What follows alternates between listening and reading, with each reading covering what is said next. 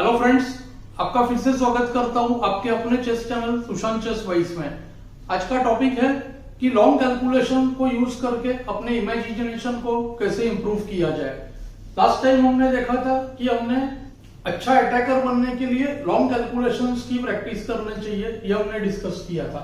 अब हम देखते हैं ये पोजीशन। आज मैं आपको दो पोजीशंस दिखाने जा रहा हूं जिसमें हम लॉन्ग कैलकुलेशन का इस्तेमाल करेंगे और उसको हम अपने इमेजिनेशन को डेवलप करने के लिए यानी आगे की पोजीशन को माइंड में रखकर सोचने की प्रैक्टिस करेंगे। तो ये पोजीशन है व्हाइट टू प्ले।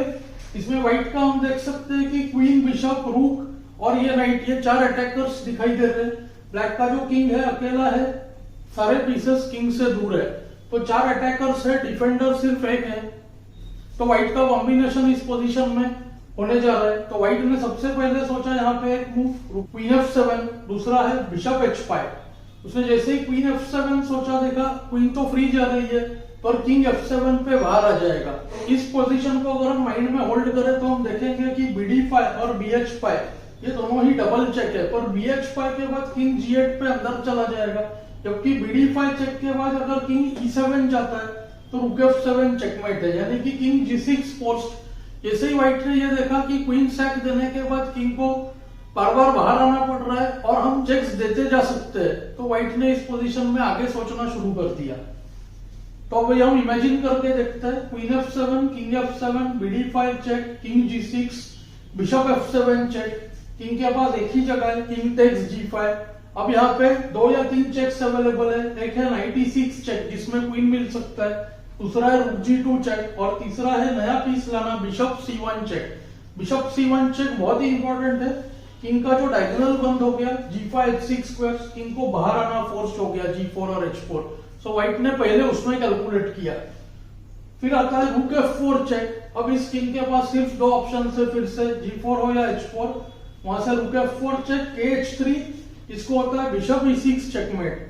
और अगर किंग G5 जाए तो वहां पे दो तरह से मेट कर सकते हैं। अगर हम इस किंग को इमेजिन करें इधर तो हमें पता चलेगा किंग G5 पे बिशप F7 है, बिशप C1 है, रूक F4 है।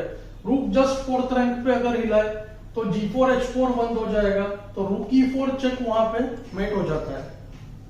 तो अभी हम मूव्स को करके देखते हैं। बेस्ट वे होता है कि हम सारे मूव्स करके देखें बोर्ड पे, अगर हम इमेजिन नहीं कर सकते हैं तो, और उसके बाद फिर से ये स्टार्टिंग पोजीशन लगाए और फिर से इमेजिन करने की प्रैक्टिस करें। तो queen takes F7 check, king takes F7, bishop D5 double check, KE7 पर F7 mate, KG6 post, BF7 check, king takes G5, bishop C1 check. बहुत ही इंपॉर्टेंट मूव है। किंग G4 या H4 दोनों को रूक F4 चेक, किंग H3 को BE6 checkmate, king G5 post. यहाँ पे दो चेकमेट से, एक तो मैंने बताया रूक E4 चेकमेट मेटिन 1 और दूसरा है H4 check, king H6 post, उसको रूक F6 डबल चेकमेट। तो हमने इस पोजीशन को अगर इमेजिन कर पा रहे हैं तो बहुत ही बढ़िया है। अगर हम इस पोजीशन को इमेजिन नहीं कर पा रहे हैं माइंड में तो हम इस तरह से खेलें और फिर से स्टार्टिंग पोजीशन लगाए और फिर बाद में इमेजिन करने की प्रैक्टिस करें। अब हम एक और कॉम्प्लिकेटेड एग्जांपल देखने जा रहे हैं। अब हम लेते हैं सेकंड पोजीशन को। ये पोजीशन उससे थोड़ा ज्यादा डिफिकल्ट है। जो लोग उत्सुक है उन्हें मैं पहले ही बता देता हूं। ये पोजीशन है white to play and mating 10, यानी 10 मूव्स में मेट होगा यहाँ पे फोर्स। कुछ कैंडिडेट मूव्स है जिनके बारे में सोचना बहुत जरूरी है। सबसे पहले आता है FE6 चेक, जिसमें ये जो F6 का नाइट है वो पिन हो जाएगा और BE6 हम ऑलमोस्ट फोर्स कर रहे हैं, तो वो एक पहला ऑप्शन है। दूसरा ऑप्शन है इसका ठीक उल्टा, क्वीन H5 चेक, ताकि नाइट से H5 क्वीन लेना पड़े। उसके बाद FE6 डबल चेक, जिसमें किंग को G6 पे बाहर आना पड़ेगा। तो ये दोनों ही ऑप्शन सोचने जैसे हैं। सबसे पहले देख लेते हैं FE6, BE6, queen H5 check, उसको G6 आता है और वहां पे हम देखेंगे कि रूक F6, नाइट F6 के बाद क्वीन यहाँ पे हैंगिंग है, तो उस वजह से वहां पे व्हाइट फोर्स नहीं कर पा रहा है पोजीशन को पूरी तरह से।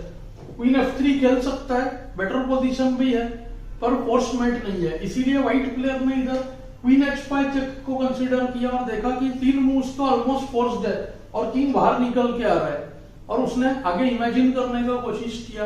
ऐसे करते करते उसे मेट तक मिल गया। पहले सोचते हैं कि क्या हो रहा है। तो queen h5 check, knight takes h5 forced, क्योंकि g6 को qg6 मेट है। नाइट h5 के बाद आएगा fe6 डबल चेक, किंग को g6 पे आना फोर्स्ड है।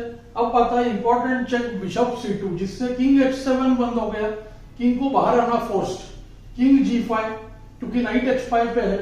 फिर आता है रूक f5 चेक, किंग पे अटैक हो गया चेक। अब दो ही ऑप्शन है, इधर किंग को ऊपर आना पड़ेगा बाहर g4 या h4, जिसको हम एक की तरह लेते हैं, और दूसरा है कि g6। अगर किंग h4 या g4 आया, अगर g4 आया तो h3 चेक किंग h4 होगा, और अगर सीधा h4 आया तो रूक e4 चेक नाइट f4 रूक e4 मेट हो जाएगा। h3 के बाद अगर किंग g3 आया तो रूक जो है वो f3 पे आकर मेट हो जाएगा। अब चलते हैं मेन लाइन पर। मेन लाइन है कि किंग जो है g6 पे जाएगा, के g6 के बाद ऐसा लगता है कि शायद मूव रिपीट करना पड़ेगा, पर वहां पे व्हाइट के पास एक स्ट्रॉन्ग मूव है रूक f6 डबल चेक। तो किंग g6 पर है, बिशप c2 पर है, और हमने किया रूक f6 चेक, किंग को एक ही जगह है g5, और इससे क्या होगा, रूक को g6 से चेक देने का चांस मिलेगा, जिससे किंग फर्दर जो है बाहर आ जाएगा। किंग h4 फोर्स्ड, और किंग h4 के बाद हम देखेंगे कि दो ऑप्शन है, एक है g3 चेक, जिसमें night g3 hg king h5 के बाद गेम थोड़ा देर बचाया जा सकता है, और दूसरा ऑप्शन जो है जिसमें व्हाइट ने मेट कर दिया वो है रूक e4 चेक, उसको knight f4 forced, rook takes f4 check, king h5, और अब लगता है कि हम रूक f5 चेक नहीं कर सकते क्योंकि किंग इंटू g6 आ रहा है, पर वहां पे व्हाइट के पास बहुत ही स्ट्रॉन्ग मूव है। फिर से सेम टेक्निक से पीस प्लेसिंग याद करते हैं। व्हाइट रूक g6 पर है, दूसरा रूक f4 पर है, बिशप c2 पे है, f पॉन e6 पे है, और बिशप जो है d6 पे है, और किंग जो है उसका h5 पे है। वहां पे व्हाइट के पास है स्ट्रॉन्ग मूव g3, इससे रूक h4 मेट जो है वो डिफेंड ही नहीं हो रहा है, और व्हाइट जीत जाएगा। तो यही गेम में हुआ, मूव करके देखते हैं। Queen h5 check, knight takes h5 forced, fe6 double check, K g6, bishop c2 check, king g5, रूक f5 चेक, किंग g4 को h3 चेक, के h4, रूक e4 चेक, के g3, रूक f3 मेट, और किंग h4 को रूक e4 check, night f4, रूक e4 चेक मेट। इसीलिए ब्लैक ने खेला किंग g6, उसको आया रूक f6 double check, king h7 रोकना जरूरी था, के g5, रूक g6 चेक, किंग f4 को जल्दी मेट हो जाएगा रूक e4 चेक में, तो किंग h4, रूक e4 चेक, नाइट f4, रूक टेक्स f4, के h5, और यहां पे गुड मूव g3। अब रूक h4 चेक का कोई डिफेंस नहीं है, तो यहां पे ब्लैक ने रिजाइन किया। तो हमने देखा कि लंबा कैलकुलेशन करना पड़ा काफी व्हाइट को, उसने क्वीन सैक्रिफाइस किया था और किंग को बाहर लाया, पर उसका फील इसमें बहुत इंपॉर्टेंट था कि किंग बाहर आ रहा है, शायद कुछ हो जाएगा, ये फील बहुत इंपॉर्टेंट है। इस फील को सपोर्ट करने के लिए अगर कैलकुलेशन एबिलिटी ना हो तो कोई फायदा नहीं है। तो ऐसे पोजीशंस बहुत सारे करने से हमारा जो इमेजिनेशन है, कैलकुलेशन है, वो इंप्रूव हो जाता है। मुझे उम्मीद है आपको ये लेसन पसंद आया होगा। कमेंट्स में मुझे जरूर बताएं। Thanks for your time.